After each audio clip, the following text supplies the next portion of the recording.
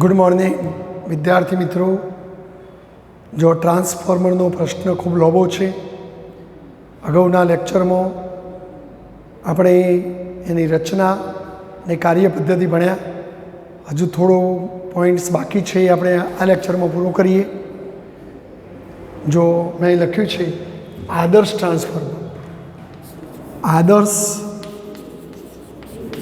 Transformer.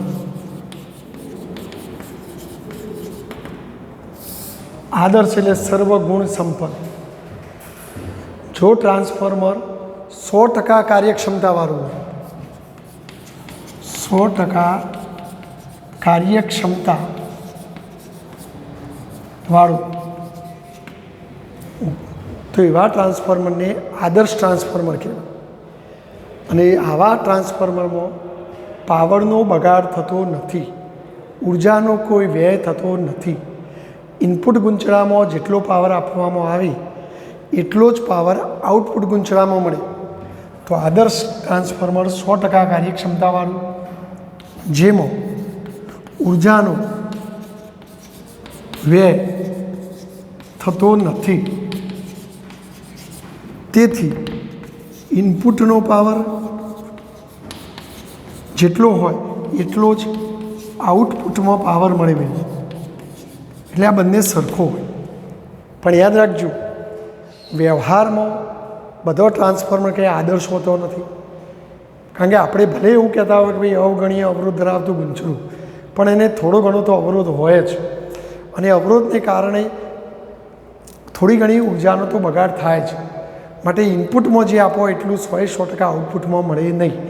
એટલે વ્યવહારમાં વપરાતું ટ્રાન્સફોર્મર, યાદ રાખજો, વ્યવહારમાં વપરાતા ટ્રાન્સફોર્મર કે જેમાં ઇનપુટ પાવર જેટલો તમે આપો એટલો આઉટપુટ પાવર ન મળે. મિત્રો, હંમેશા આવું હોય. ઇનપુટ પાવર કરતો આઉટપુટ પાવર ઓછો હોય. પણ એના માટે કયો શબ્દ વાપર્યો? વ્યવહારમાં વપરાતો. આપણે વ્યવહારમાં જે ટ્રાન્સફોર્મર બનાવીએ એમાં થોડી ઘણી તો ઉર્જાનો લોસ થાય. ગમે તેટલું સ્ટાન્ડર્ડ બનાવીએ, ધારો કે 95% ક્ષમતાવાળું ટ્રાન્સફોર્મર બનાવીએ તો તેઓ 5% જેટલો પાવર લોસ થાય. તો ઇનપુટ પાવર કરતો આઉટપુટ પાવર ઓછો. એટલે કોઈ OMR તમને પૂછાય કે વ્યવહારમાં વપરાતું ટ્રાન્સફોર્મર, તો તેઓ ઇનપુટ પાવર કરતો આઉટપુટ પાવર ઓછો. પણ જો આદર્શ કે આદર્શ, તો આદર્શ ટ્રાન્સફોર્મરમાં ઉર્જાનો વ્યય થતો નથી, કોઈ પાવર બગડતો નથી. તો ઇનપુટ પાવર બરાબર આઉટપુટ પાવર. હવે આપણે પાવરનું સૂત્ર યાદ કરો, પાવર P બરાબર VI. તો જો હું ઇનપુટ પાવર લઉં તો ઇનપુટ પાવરમાં ઇનપુટ વોલ્ટેજ, પણ ઇનપુટ એટલે આપણું પ્રાઇમરી ગુંચળું. તો પ્રાઇમરીમાં વોલ્ટેજ કયો લખવાનો? VP. પ્રવાહ કયો લખવાનો? IP. તો ઇનપુટ પાવર એટલે VP IP. એ રીતે આઉટપુટ એટલે સેકન્ડરી ગુંચળું. તો સેકન્ડરી ગુંચળામાં VS IS આવે. તો આપણને આવું એક સૂત્ર મળે આદર્શ ટ્રાન્સફોર્મર માટે. જો આના ઉપરથી તમે IP ભાગ્યા IS શોધો તો IP ભાગ્યા IS, તો જો આને હું નીચે લાવું તો આ નીચે જાય, તો VS અપોન VP થાય. ધ્યાન રાખજો મિત્રો, ઊંધું થઈ જાય. IP અપોન IS બરાબર VS અપોન VP. અને VS અપોન VP બરાબર તો આપણે અગાઉ તારવ્યું NS અપોન NP. તો આપણને આવું એક સૂત્ર મળે. તો આ સૂત્ર મેળવવાનું હતું આપણે. તો આદર્શ ટ્રાન્સફોર્મરમાં આવું થાય.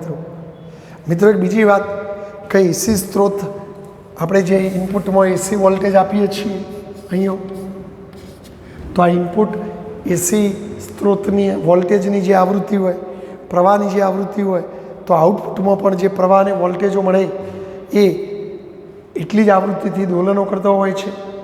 તો અહીં ટ્રાન્સફોર્મરની અંદર વોલ્ટેજો અને પ્રવાહો એસી સ્ત્રોતની આવૃત્તિ જેટલી જ આવૃત્તિથી દોલનો કરતો હોય છે. માટે એવા સંજોગોમાં એમનો મહત્તમ મૂલ્યો, જેને આપણે કંપવિસ્તાર કહીએ છીએ, એ સ્વરૂપે અથવા RMS મૂલ્યો સ્વરૂપે પણ આપણે લખી શકાય. તો જો આપણે વોલ્ટેજનું RMS મૂલ્ય, તો આપણે Vના RMS મૂલ્યને VRMS કહેવાય અથવા કેપિટલ V કહેવાય. તો આપણે સેકન્ડરી ગુંચળાના વોલ્ટેજને આ રીતે પણ બતાવી શકીએ. તો આ બધું કેપિટલ લખવું એટલે આરએમએસ સમજવાનું. તો આપણે આરએમએસ મૂલ્યોમાં પણ લખી શકીએ. તો આઈપી અપોન આઈએસ એટલે પ્રવાહનું આરએમએસ મૂલ્ય પ્રાઇમરીના, સેકન્ડરીના. તો અહીંયા વીએસ અપોન વીપી બરાબર એનએસ અપોન એનપી આવું પણ લખી શકાય, કારણ કે એસી સ્ત્રોતની આવૃત્તિથી જ આ વોલ્ટેજ અને પ્રવાહનો દોલનો થતો હોય છે. એટલે એમના આરએમએસ મૂલ્યોના સ્વરૂપમાં પણ આ ગુણોત્તર લખી શકાય. જો આપણે આઉટપુટ વોલ્ટેજ શોધવાનું સૂત્ર બનાવવું હોય તો વીએસ બરાબર અહીંયા જતું રહે તો શું થાય, NS upon NP into VP બની. અને જો અહીંયા લઈ જાઓ તો વીએસ ઇઝ ઇક્વલ ટુ, અથવા જો આપણે પ્રવાહનું સૂત્ર બનાવીએ આઉટપુટનો પ્રવાહ આઈએસ સૂત્ર કરતાં બનાવો મિત્રો, તો આ હોય છે અને પેલું નીચે આવો તો NP upon NS into IP, NP upon NS into IP આવું સૂત્ર મળે મિત્રો. બરાબર. જો NS is greater then NP તો આ અંશ મોટો, આ છેદ નાનો, તો આ પદ એકથી મોટું, માટે આ વીપીને એકથી મોટા એ ગુણો તો VS is greater then VP મળે. એટલે પ્રાઇમરીના વોલ્ટેજ કરતાં સેકન્ડરીનો વોલ્ટેજ વધુ, તો આ કયું ટ્રાન્સફોર્મર કહેવાય, સ્ટેપ અપ. એ રીતે અહીંયા જો NS is greater then NP તો જો છેદવાળું પદ મોટું, અંશવાળું નાનું, તો આ જવાબ એકથી નાનો, અને એકથી નાનો હોય તો IS is less than IP થઈ જશે. એનો મતલબ પ્રવાહ ઘટશે. જો એ વોલ્ટેજ સેકન્ડરીનો વોલ્ટેજ વધે છે પણ પ્રવાહ ઘટે છે તો આ ટ્રાન્સફોર્મર વોલ્ટેજ વધારી આપો પણ પ્રવાહ ઘટાડી આપો, અને આને સ્ટેપ અપ ટ્રાન્સફોર્મર કહેવાય. આ સ્ટેપ અપ જ છે. ટૂંકમાં આ ગુણોત્તર મહત્ત્વનો છે, અને આ ગુણોત્તરની એનએસ અપોન એનપી ગુણોત્તરને મેં નામ આપ્યું ટ્રાન્સફોર્મેશન ગુણોત્તર. ઘણી હેતુલક્ષીની ચોપડીમાં લેમડા લખેલું હોય તો એને ટ્રાન્સફોર્મેશન ગુણોત્તર કહેવામાં આવે છે, અથવા ગુણાંક પણ લખેલું હોય. બરાબર. સ્ટેપ અપ માટે R is greater than 1, step down માટે આર ઇઝ લેસ દેન 1. તો આ ધ્યાન રાખજો મિત્રો. તો મેં આ વાસ્તવિક આદર્શ ટ્રાન્સફોર્મરની વાત, જ્યારે વ્યવહારમાં જે વપરાય એને વાસ્તવિક ટ્રાન્સફોર્મર કહેવાય. વાસ્તવિક એટલે વાસ્તવમાં આપણે જે બનાવીએ તે, અને બજારમાં વાસ્તવમાં આપણે જે ટ્રાન્સફોર્મર બનાવીએ એમાં આવું હોય મિત્રો, 100% રિઝલ્ટ આપણને ન મળે. તો વાસ્તવિક ટ્રાન્સફોર્મરોમાં કેટલાક કારણોસર ઉર્જાનો વ્યય થાય છે મિત્રો, ધ્યાન રાખજો. તો જો હવે હું બીજા પ્રશ્નની ચર્ચા કરું કે ભાઈ વાસ્તવિક ટ્રાન્સફોર્મરોની વાત કરીએ. વાસ્તવિક કહું એટલે વ્યવહારમાં જોવા મળતા ટ્રાન્સફોર્મર. તો વાસ્તવિક ટ્રાન્સફોર્મરમાં મિત્રો કેટલાક કારણોસર ઉર્જાનો થોડો ઘણો વ્યય, બગાડ થતો હોય છે. કઈ કઈ ઘટનાઓને કારણે આ બગાડ થાય, તો number 1 flux leakage. Flux leakage એટલે ફ્લક્સનો લોસ થવો. આપણે જો અહીંયા જ્યારે તમે આમાં પ્રવાહ પસાર કરો તો અહીંયા જે ચુંબકીય ક્ષેત્રરેખા ઉત્પન્ન થાય એ બધી અહીંયા જવી જોઈએ, તો જ આની સાથે સંકળાયેલું જે ફ્લક્સ હોય એટલું જ બધું અહીંયા પહોંચ્યું કહેવાય. પરંતુ ઘણીવાર આ જે નરમ લોખંડનો ગર્ભ લીધો એ લોખંડ થોડું ખરાબ હોય, એની ગુણવત્તા નબળી હોય, તો આ ગર્ભની નબળી ડિઝાઇન, એની બનાવવાની રીત પણ થોડી નબળી હોય, તો ગર્ભની નબળી ડિઝાઇન, વપરાયેલા દ્રવ્યની ગુણવત્તા, અંદર ગૂંચળાઓ વીંટાળતી વખતે અંદર એર રહી ગઈ હોય, અહીંયા નરમ લોખંડની પટ્ટીઓ જોડે જોડે ગોઠવે તો વચ્ચે હવા રહી ગઈ હોય, જેને એર ગેપ્સ કહેવાય. વાસ્તવમાં આપણે આ નરમ લોખંડનો જે પટ્ટો બનાવીએ છીએ મિત્રો, તો આની પાછળ બીજો એક પટ્ટો આવે, ત્રીજો પટ્ટો આવે, અને આમ બંચ બનાવીને આખું ગૂંચળું બનાવવામાં આવે. તો એર ગેપને કારણે ઘણીવાર બધી ક્ષેત્રરેખાઓ અહીંથી અહીં પહોંચતી નથી, તો આ રસ્તામાં જ ફ્લક્સ લિંકેજ થઈ જાય. તો આવું પણ થતું હોય છે. તો આ ફ્લક્સ લિંકેજને કારણે અહીંયા ઉત્પન્ન થયેલું બધું જ ચુંબકીય ક્ષેત્ર પૂરેપૂરું અહીં ન પહોંચે, કારણ કે આ નબળી ગુણવત્તાવાળું દ્રવ્ય હોય, એની ડિઝાઇન નબળી હોય, એર ગેપ્સ, અંદર હવાને કારણે કેટલીક ક્ષેત્રરેખાઓ બહાર નીકળી જાય, તો આવું પણ થતું હોય છે. તો આ દુર્ઘટના ટાળવા માટે આ બે અલગ અલગ જગ્યાએ ગૂંચળો વીંટાળવાના બદલે મેં હમણાં જ કીધું એ પ્રમાણે આપણે ટ્રાન્સફોર્મરમાં આ વચ્ચેના ભાગ ઉપર ઉપરી ઉપરા ગૂંચળો વીંટાળવાનો, કે જેથી પેલી ક્ષેત્રરેખાઓને અહીંથી આટલા સુધી ના જવું પડે, અહીંના અહીં જ બંનેમાં પસાર થઈ જાય. તો આ બંને ગૂંચળો એકબીજા ઉપર વીંટાળીને આ લીકેજને થોડું ઘટાડી શકાય. બરાબર. બીજી બાબત, વાઇન્ડિંગનો અવરોધ. વાઇન્ડિંગ એટલે આપણે જે વાયર વીંટાળ્યા, ટુ વાઇન્ડ એટલે વીંટાળ. તો આ વાઇન્ડિંગના અવરોધને કારણે આ બંને ગૂંચળોને કંઈક અવરોધ હોય, અને અવરોધ હોય જો એમાંથી પ્રવાહ પસાર થાય તો I²R ટી મુજબ ઉષ્મા ઉર્જા ઉત્પન્ન થાય, અથવા આટલો પાવર વ્યય પામે, વ્યય પામતો પાવર, અથવા એકમ સમયમાં વપરાતી વિદ્યુત ઉર્જાનો વ્યય થાય. તો આમ વાઇન્ડિંગનો અવરોધ, અને અવરોધને કારણે થોડી ઘણી ઉર્જા અંદર વ્યય પામી જાય. જો આ અવરોધ ઘટાડવો હોય તો આપણે જાડા તાર વાપરવા જોઈએ. એટલે આ તાર કેવો વાપરવો જોઈએ? જાડો.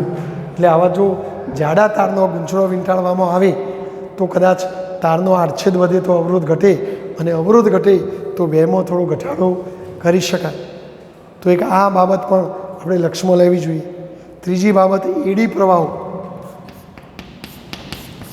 એડી પ્રવાહો, તો જો અહીંયા વાસ્તવમાં આ ગૂંચળોમાં પ્રવાહ પસાર થાય તો એ પ્રવાહને પાછો એસી પ્રવાહ હોય, પ્રત્યાવર્તી પ્રવાહ, અને એ પ્રવાહમાં ફેરફાર થાય તો આ નરમ લોખંડ સાથે સંકળાયેલા ચુંબકીય ફ્લક્સમાં ફેરફાર થાય. પરિણામે નરમ લોખંડમાં પ્રેરિત EMF ઉત્પન્ન થાય, અને પ્રેરિત EMF એ નરમ લોખંડની અંદર પ્રેરિત પ્રવાહો ઉત્પન્ન કરે, જેને તમે છઠ્ઠા પાઠમાં એડી પ્રવાહો કહેતા હતા. અને એ પ્રવાહો આ નરમ લોખંડને ગરમ કરી દે, અને ગરમ થાય તો આ તારનો ગૂંચળો પણ ગરમ થાય, ઉષ્મા ઉર્જા ઉત્પન્ન થાય, અને ગૂંચળો ગરમ થાય તો ઘણીવાર ગૂંચળો બળી પણ જાય, ઓગળી પણ જાય. તો આમ એડી પ્રવાહો ફ્લક્સમાં ફેરફાર થવાથી પ્રેરિત EMF ઉત્પન્ન થાય, અને આ પ્રેરિત થયેલો EMF પ્રત્યાવર્તી પ્રવાહ ઉત્પન્ન કરે, અને એના કારણે ગરમી ઉત્પન્ન થાય. તો આ એડી પ્રવાહોની અસર ઘટાડવા માટે આ નરમ લોખંડનો આખો પટ્ટો લેવાના બદલે મેં કીધું એ પ્રમાણે વચ્ચે વચ્ચે અવાહક કાગળ ગોઠવી અને આવી પટ્ટીઓનો બનેલો જથ્થો લેવામાં આવે છે. એટલે જો આપણે છઠ્ઠા પાઠમાં આ વાતની તમને સાહેબે સમજાવીશ કે એક નરમ લોખંડની પટ્ટી, પછી પાછળ કાગળ ગોઠવ્યો હોય, પછી બીજી લોખંડની પટ્ટી, પછી કાગળ ગોઠવ્યો હોય, ત્રીજી લોખંડની પટ્ટી, કાગળ ગોઠવેલો હોય, ચોથી લોખંડની પટ્ટી, કાગળ, અને આ રીતે આખું ઝુમખું બનાવેલું હોય કે જેથી એડી પ્રવાહોની અસર ઘટાડી ઉષ્મા ઉર્જા સ્વરૂપે વ્યય ટાળી શકાય. તો આ એડી પ્રવાહો પણ લોસ કરવાનું કામ કરે. અને છેલ્લું, હિસ્ટરીસિસ. આપણે પહેલાં અગાઉના પાઠમાં ચુંબકત્વ અને દ્રવ્યમાં હિસ્ટરીસિસ ભણેલા, એનો આલેખ પણ યાદ કરો. આપણને આવું આલેખ મળેલો, ઘડીકમાં ચુંબકીય ક્ષેત્ર આમ મળતું હતું, ઘડીકમાં આમ મળતું હતું, ઘડીકમાં આમ, ઘડીકમાં આમ. અને અહીંયા એસી પ્રત્યાવર્તી પ્રવાહોને કારણે ઉત્પન્ન થતું ચુંબકીય ક્ષેત્ર ઉલટસુલટ હોય, તો આમ વારંવાર ચુંબકીય ક્ષેત્રની દિશા ઉલટાઈ જાય, એટલે હિસ્ટરીસિસની ઘટના બને. અને હિસ્ટરીસિસની ઘટનામાં પેલા ડાયપોલો ઘડીકમાં ઓમ, ઘડીકમાં ઓમ, ઘડીકમાં ઓમ જાય, અને એના કારણે પણ ઉષ્મા ઉર્જા સ્વરૂપે આપણી ઉર્જાનો વ્યય થાય, ગરમી ઉત્પન્ન થાય, અને આ રીતે પણ થોડી ઉર્જા લોસ થાય. તો આપણે કોઈ ઓછો વ્યય કરે એવા દ્રવ્યો વાપરીને, ઓછા હિસ્ટરીસિસ વ્યય ધરાવતા દ્રવ્યો વાપરીને આ ઘટનાને પણ ટાળી શકાય. તો આ રીતે આપણે વાસ્તવિક વ્યવહારમાં વપરાતા ટ્રાન્સફોર્મરોમાં આવી બધી ઘટનાઓ જોવા મળતી હોય છે. તો આપણે ચોક્કસ પ્રકારના આયોજનો કરીને આ બધું ઘટાડી શકીએ અને આપણા ટ્રાન્સફોર્મરને આદર્શ ટ્રાન્સફોર્મરની નજીકમાં લઈ જઈ શકીએ, એટલે ઓછામાં ઓછો પાવર વ્યય થાય એવું ટ્રાન્સફોર્મર આપણે બનાવી શકીએ મિત્રો. એટલે 100% વાળું તો ન બનાવી શકાય, પણ 95% કે 98%ની કાર્યક્ષમતાવાળો ટ્રાન્સફોર્મર બનાવી શકાય. આપણે power station, main power station જ્યાં જનરેટર હોય, તો એ જનરેટરમાં જે આઉટપુટ વોલ્ટેજ મળે અને એ વોલ્ટેજ આપણે વધારીને લાઈનોમાં મોકલવાનો છે.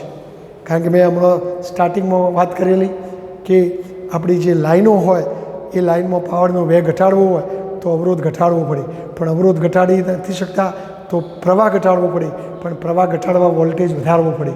તો આપણા એસી જનરેટરો જે હોય એ જનરેટરના આઉટપુટમાં સ્ટેપ અપ વોલ્ટેજ કરવો પડે, અને સ્ટેપ અપ વોલ્ટેજ કરવા માટે તેઓ સ્ટેપ અપ ટ્રાન્સફોર્મર વપરાય.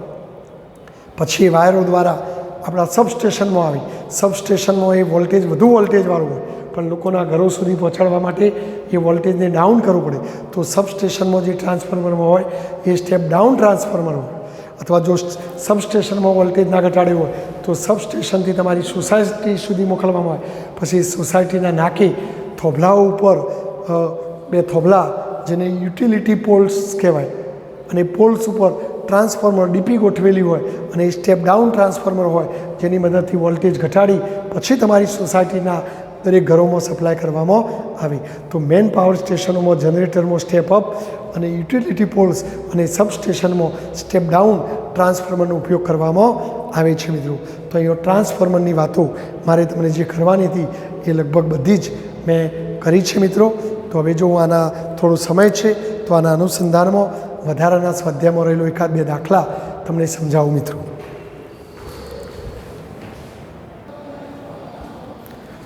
જો મિત્રો એક દાખલો વધારાના સ્વાધ્યાયનો છે, કારણ કે આપણા ઉદાહરણમાં અને સ્વાધ્યાયમાં ટ્રાન્સફોર્મરનો કોઈ દાખલો આપેલો નથી, પણ હું તમને થોડો આઈડિયા આવે એટલા માટે એક આ દાખલો જોઉં છું.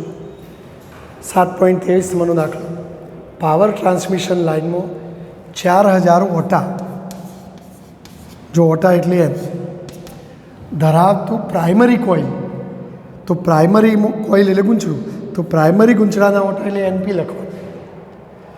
આવા સ્ટેપ ડાઉન ટ્રાન્સફોર્મરની 2300 વોલ્ટ જેટલા વોલ્ટેજે ઇનપુટ પાવર, તો આ ઇનપુટમાં આપેલો છે, અને વોલ્ટેજ એટલે વી લખાય અથવા ઈ લખાય, પણ ઇનપુટમાં આપેલો વોલ્ટેજ એટલે આવું લખાય. પાવર પૂરો પાડ્યો. જો આઉટપુટનો વોલ્ટેજ 230 વોલ્ટ અને આઉટપુટ એટલે સેકન્ડરી ગૂંચળું, તો વીએસ અથવા કોઈ ઈએસ લખતો હોય ચાલો. આટલા વોલ્ટ જો મેળવવું હોય તો ગૌણ ગૂંચળામાં ઓટાની સંખ્યા, ગૌણ એટલે સેકન્ડરી ગૂંચળા, ઓટાની સંખ્યા કેટલી રાખવી પડે? તો જો આપણે ટ્રાન્સફોર્મરમાં એક સૂત્ર મેળવ્યું કે ભાઈ વીપી અપોન વીએસ બરાબર એનપી અપોન એનએસ, તો આ સૂત્ર પરથી હું એનએસને સૂત્ર કરતાં બનાવું. તો જો આ અહીંયા અહીં રહેશે, આ અહીંયા જ, આ ઉપર જાય, આ નીચે આવે. જો હવે આપણે કિંમતો મૂકી દઈએ. બોલો, એનપીની કિંમત 4000, વીએસની 230, વીપીની 2300. જો આ 1 શૂન્ય ઉડી જાય, આ 1 શૂન્ય ઉડી જાય, તેવી જતા રહો, તો 400 ઓટા. તો સેકન્ડરી ગૂંચળામાં 400 ઓટા ગોઠવવા પડે. તો ટ્રાન્સફોર્મર જો આવું બનાવો તો એ 2300 વોલ્ટના 230 વોલ્ટ કરી નાખે. બોલો, ખ્યાલ આવી ગયો? આવો સિમ્પલ દાખલો હોય મિત્રો, સૂત્ર આવડે તો આવડી જાય.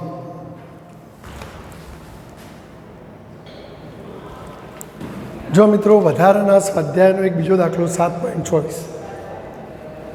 એક hydro electric power plant, power plant એટલે પાવર સ્ટેશનમાં દબાણ કરતું પાણીની હેડ સ્તંભ 300 મિલીમીટર ઊંચાઈ, એટલે જો ઊંચાઈ આપે કઈ જનરેટરનું જે હેડ છે એ 300 મીટરની ઊંચાઈએ ગોઠવેલું છે.